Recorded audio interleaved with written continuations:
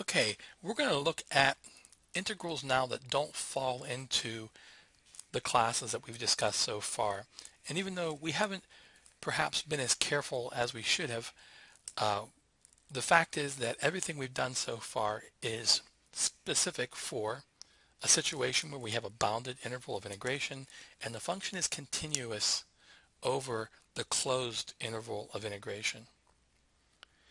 And so situations arise where that's not true, and these cases are kind of lumped together and often called improper integrals. And so there's two ways that an integral can be improper.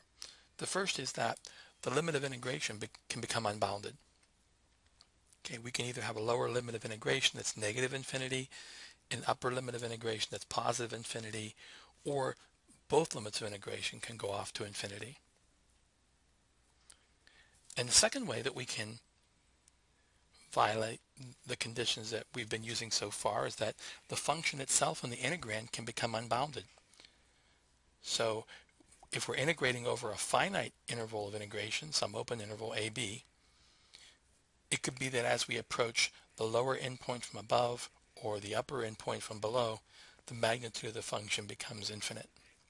And so we have to think about how to consider both of these cases. I'm going to look at the first case where the limit of integration is unbounded. And we're going to kind of split this up into two different situations. We're going to look first at the case where one of the limits is unbounded. And the way we deal with these cases is that we evaluate a definite integral. So if we're looking at the case where the upper limit of integration is unbounded, okay, we integrate up to some dummy variable t, and then we evaluate the definite integral by letting t go to infinity. If the lower limit of integration is unbounded, we do the same sort of thing. We let the lower limit of integration now be some dummy variable t, and after we evaluate the definite integral, then we take the limit as t goes to minus infinity. So let's look at an example of how this works. Suppose I want to integrate 1 over x squared from 1 to infinity. So first I set up the integral where I go from 1 to some dummy variable capital T, and I can evaluate that straightforward. And then what I do is I take the limit as t goes to infinity of, and this is going to be minus 1 over t plus 1. And of course, when I evaluate that limit, this portion ends up going to 0, and I just have 1 left. And so when this limit exists, we say that the improper integral is convergent. So this is a convergent improper integral.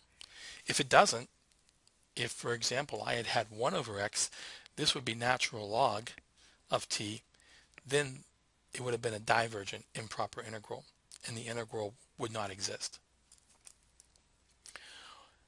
The more difficult case is when both limits of integration are unbounded. There are several different ways that you can think about doing this. They're all equivalent, but I'll show you one. We can look at the indefinite integral, okay, and let the antiderivative be called capital F of x. And we can evaluate the limit of it as x goes to infinity and x goes to minus infinity. And if they both exist, then, and this is, I'm not actually evaluating f at infinity. This is what I'm going to define the limit as, okay? So the limit as x goes to infinity of f of x, I'm going to define by this symbol f of infinity. And likewise, for the limit as x goes to minus infinity. If these limits exist, then I'm going to write the improper integral as f of positive infinity minus f of minus infinity. If one of these limits does not exist, then the integral does not exist. Okay? It's very important to understand that this is not the same as trying to do the improper integral by letting both limits of integration be the same dummy variable t, and then evaluating this integral as t goes to infinity. The reason why is the limits of integration have to be allowed to vary independently. And I'll show you a very famous example of why this approach is wrong. If you have a random variable x that follows a Cauchy distribution, then the probability density function is given by f of x. If I want to take the average value of x, the expected value of x, I take the integral of x times the probability density function and integrate that from minus infinity to infinity. You could think of this as the definition of the expectation value of x. So if I go ahead and plug that in, and I do this during the correct method, notice that I can do this integral with a u substitution. If I let u equal 1 plus x squared, I can get that x dx part for du on top. I evaluate this integral, and I get natural log of absolute value of u, which is natural log of 1 plus x squared. And of course, as x goes to infinity, this limit does not exist, okay? Because the limit doesn't approach a number. It diverges to infinity. So therefore, the integral does not converge. Okay? So we say that the Cauchy distribution does not have a mean. However, if you do this the wrong way, with the same u substitution, you end up getting the same antiderivative, but you plug in t and minus t, you get 0 for every capital T. And of course, the limit as t goes to infinity of 0 is 0. And of course, this would claim that the improper integral does exist, which is wrong. Okay. Sometimes people do this a different way. I'll show you a second way that you can do this. Another way you can do it is this.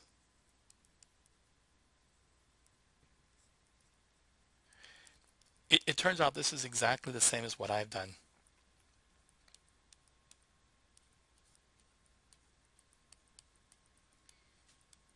Okay. This limit has to exist, and when you switch the order of these limits, it also has to exist.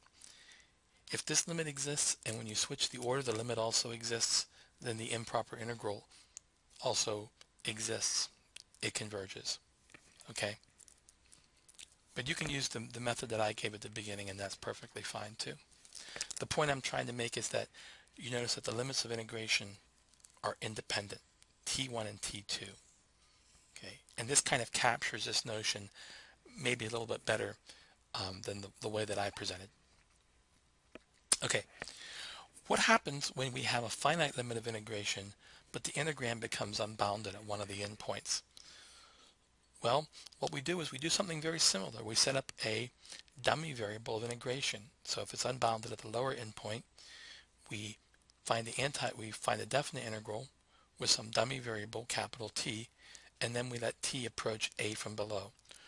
Or sometimes another way that people do this is they evaluate the definite integral at a plus epsilon for the lower endpoint, and then they let epsilon go to 0 from above. Either way is okay. And if the limits exist, then the improper integral is said to exist and it converges. Otherwise, it's said to diverge. And not surprisingly, we do the same thing with the upper endpoint. We can do the same sort of method, right? Let this be some general dummy variable for the upper endpoint, and then let it approach b from below. Or alternatively, we could do the definite integral where the upper endpoint is b minus epsilon. That's the same as approaching b from below, and taking the limit as epsilon goes to 0 from above. And either one's fine. And let's go through a simple example. Suppose we want to integrate 1 over the square root of x. Notice that 1 over the square root of x becomes unbounded at 0.